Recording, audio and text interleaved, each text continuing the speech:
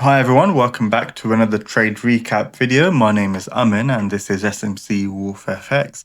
In this video, we'll be going over this trade which we took on GBP USD on Tuesday, the 15th of July. So if we just head over to our trading view chart, starting on the 1 hour time frame, the first thing that was marked out was this 1 hour breaker block. So quick recap on a breaker block. What a breaker block is, it's where you had a order block. So in this case, you had this bearish candle, which was then followed by a 1 hour bullish candle.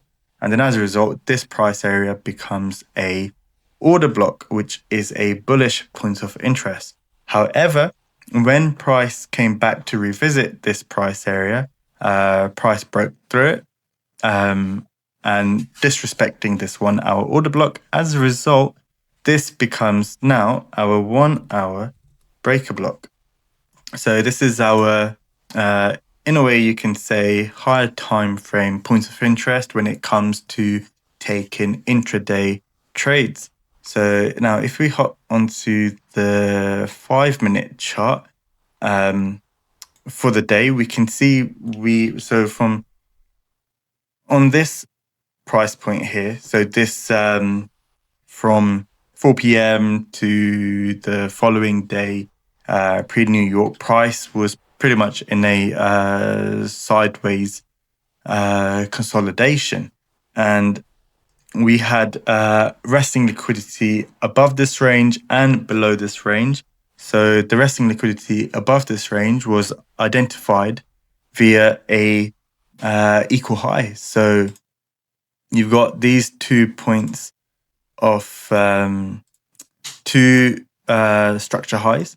So you got this structure high here, and you've got a second structure high over here. As a result, this creates a near perfect equal high. And when you've got an equal high in the market, we can assume that there is resting liquidity above this price point.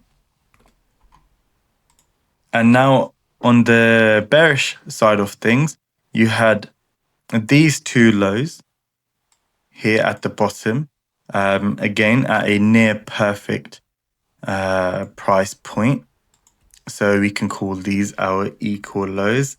Again, where we can assume there is resting liquidity below this price point, along with being equal lows. This was our Asian session low as well. So again, you got two confirmations that there could be, there's an indication within the markets that we can expect price to also trade towards these lows and taking out any resting liquidity that we assume to be below this price point.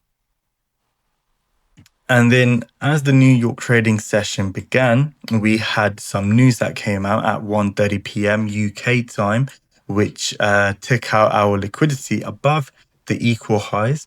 And then the following 5-minute candle was a pretty aggressive bearish candle closing below. And then as a result, if we even take a look at the 15-minute time frame, this left a pretty large top wick. So a clear signal that we could now be reversing, and we could now take out our opposing area of price liquidity. So if we go back to the 5-minute chart, as a result of this aggressive bearish candle, a pretty wide 5-minute order block was also created. Along with that, we also had our quarter price level to work with. So the 1.345 price area. Again, these quarter price levels, they act as invisible supply and demand areas. This is a concept which is heavily slept on.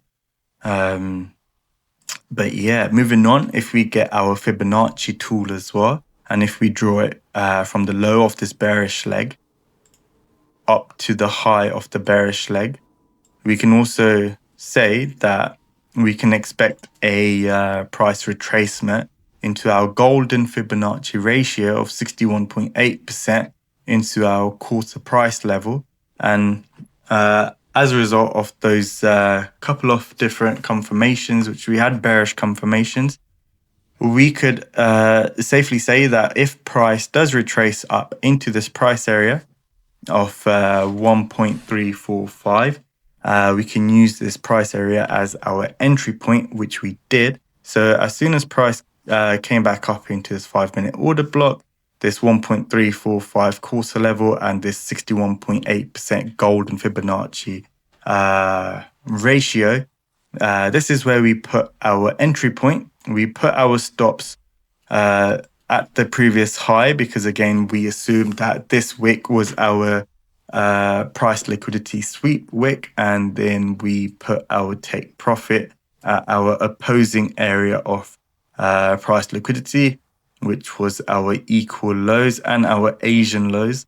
And as soon as price came back up into the 1.345 quarter price area, it did not hang around for long, and it continued its forecasted bearish trend, taking out our take profit area, and this gave us a 2R trade setup. Thank you guys for watching, and I'll catch you guys in the next video.